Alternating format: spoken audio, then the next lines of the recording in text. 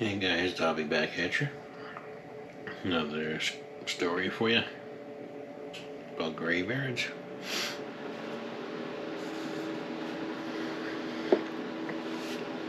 The old Oakwood Cemetery sat on a low hill outside of town. The kind of place that people drove past without ever turning in.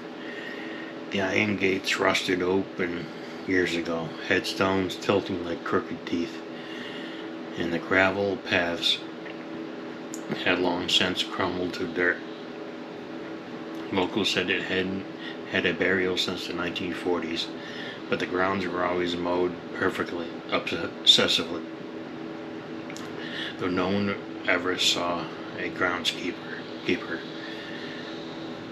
Lila needed a quiet place to think. 24, fresh off a fight with her mother that ended in slammed doors and don't come back.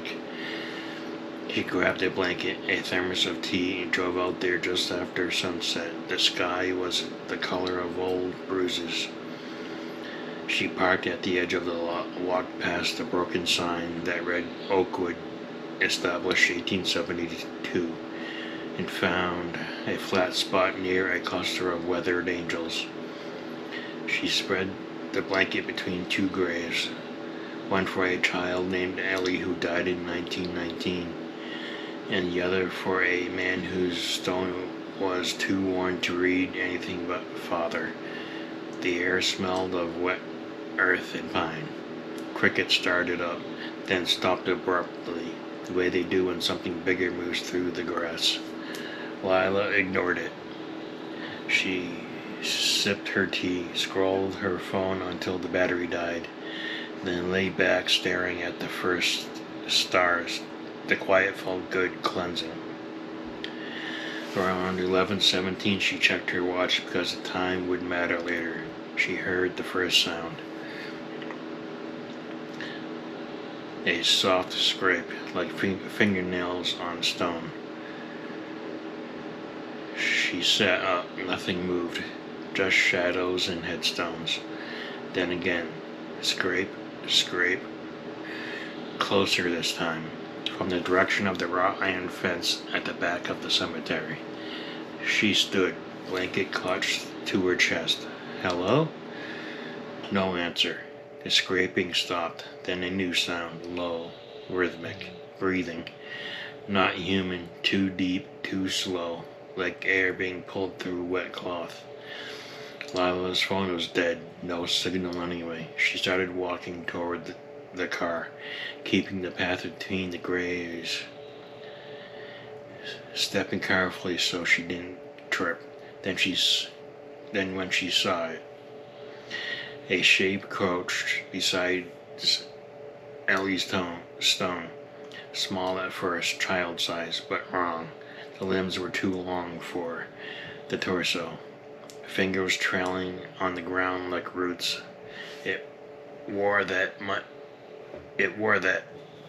what might have once been a white burial dress, now gray and shredded. The head tilted slowly as Lila passed. She froze. The thing lifted its face. No eyes, just dark hollows where eyes should be, mouth open in a perfect O. No teeth, just a black tunnel that seemed to go back forever. And from inside came that breathing again. Slow inhale, slow exhale, perfectly in time with Lila's own panicked breaths. She ran, not toward the car. Panic made her veer left, deeper into the cemetery, toward the older section where the stones were sunken and nameless. Behind her, the scraping started again, faster now. Not running, crawling, dragging, but gaining. She ducked behind a tall obelisk, pressed her back to cold granite, tried to quiet her breathing. The thing passed close enough that she smelled it, damp soil, mildew, and something sweeter, like decaying flowers. It stopped. Right on the other side of the stone, Lila held her breath. Then a small hand, too small, fingers too long, reached around the edge of the obelisk, not touching her, just resting there, palm up, as if waiting for her to take it. She didn't. A hand withdrew. Silence. Then from directly behind her ear, a whisper, soft, childlike, impossibly close. "You're in my spot." Lila screamed and bolted. She made it to the car somehow, hands shaking so badly she dropped the keys twice. Engine roared. Headlights swept across the cemetery gate. In the beam, standing just inside the iron arch, was the thing. Not crouched anymore, standing upright. Taller now, taller than her. The shredded dress hung like rags, the hollow eyes fixed on the windshield, and in its outstretched hand her blanket, folded neatly like an offering. Lila floored it, gravel sprayed. She didn't look back until she hit the highway. She never went to Oakwood again. But 3 nights later, folding laundry in her apartment, she found it, her blanket, clean, smelling faintly of earth and old roses. Tucked inside the folds, pressed flat between the layers, was a single pressed flower, tiny, white, perfect, from 1919.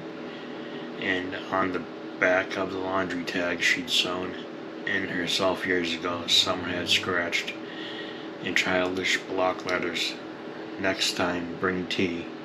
She burned the blanket that night. The ashes smelled like roses. And sometimes when she wakes up at 11:17 a.m. or p.m., always exactly 11:17, she swears she hears that slow, wet breathing from the foot of her bed, waiting for her to come back to her spot. Thanks, guys, for listening. See you in the next one. Remember to like, subscribe, and share. Thumbs up, thumbs down, whatever floats your boat. And I'll see you in the next one. Bye.